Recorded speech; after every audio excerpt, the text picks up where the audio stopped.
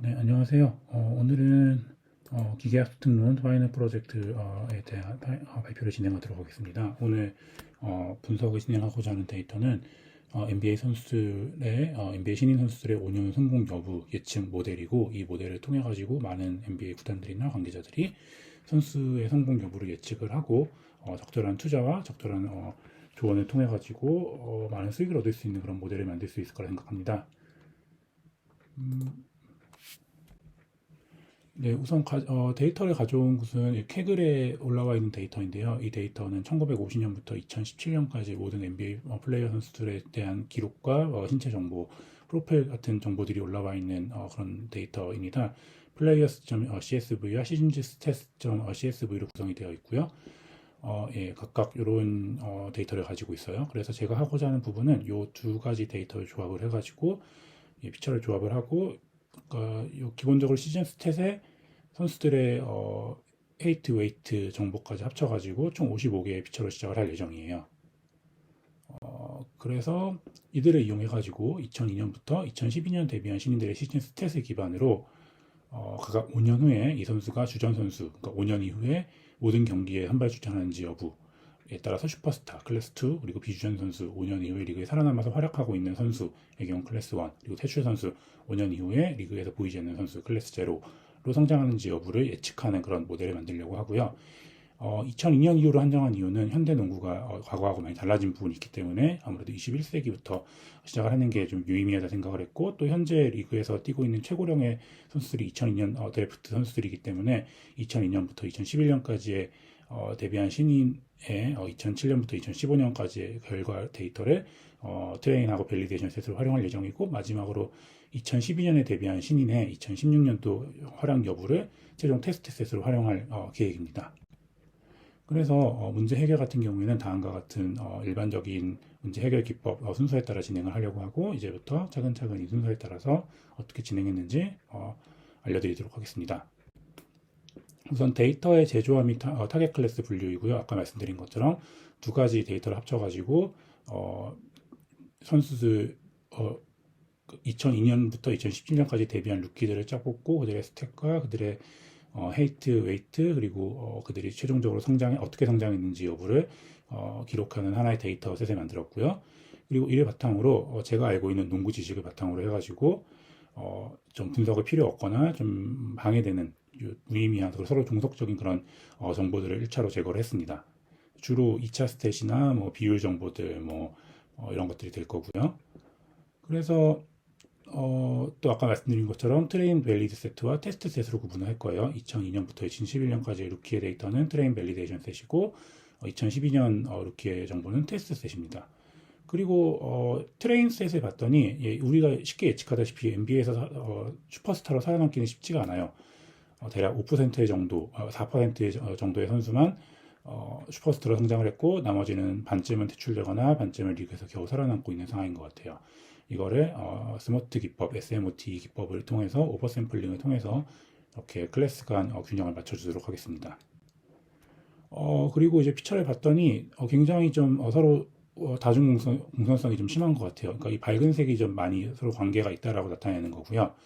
제가 이렇게 된 이유를 봤더니 우선은 앞에 있었던 요 정보들이 전부 다 뭐랄까 토탈 정보예요. 그래서 당연히 출전 시간이 많거나 출전 경기가 많은 경우에는 토탈 점수나 토탈 득점이나 토탈 슛시도나 이런 것들이 많을 수밖에 없어요. 그래서 좀 더 공평하게 하기 위해서 분당 평균으로, 그러니까 MP라고 하는데 미니 플레이 시간으로 좀 나눠버리고, 그리고 좀 서로 의존적인 정보들을 제거를 했더니 많이 어두워졌죠. 그리고 근데 만족할 수 없어서 조금 더 제거를 해서 최대한 다중 공소성을 피하도록 했어요.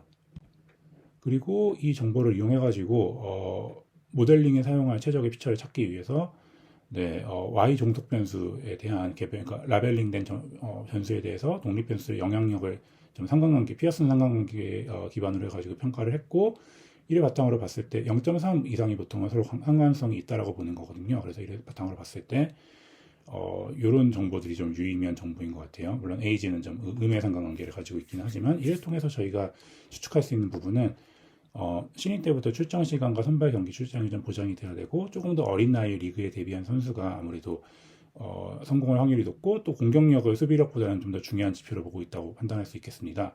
그래서 트래시로드 0.3을 기준으로 해가지고 이런 피처들만 활용을 해가지고 데이터 분석을 하려고 하고요. 예, 이 셀렉션된 데이터는 추후에 모델링할 SVM, KNN, 로지스틱 리그레션 그리고 뉴럴 네트워크 분류에 활용될 예정이에요. 참고로 이제 랜덤 포레스트 기반한 피처 인펀터스를 봤을 때도 이런 식의 좀 중요도가 나온 걸로 봐가지고는 피처 셀렉션이 코릴레이션 피어슨 상관계수에 기반한 피처 셀렉션이 굉장히 잘 되어 있다라고 볼 수 있을 것 같습니다.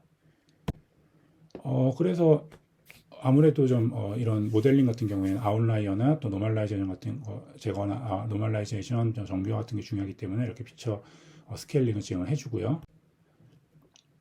그리고 모델링을 진행을 했습니다. 모델링 같은 경우에는 그리드 서치로 파라미터 최적화를 했고 크로스 밸리데이션을 통해서 제너럴리티를 높였고 테스트를 통해서 프레디팅만 하고 이제 클래시피케이션 리포트 통해서 아큐레이시, 프레시전 그리고 리콜 정보를 확인한 성능 평가를 최종적으로 진행하였습니다.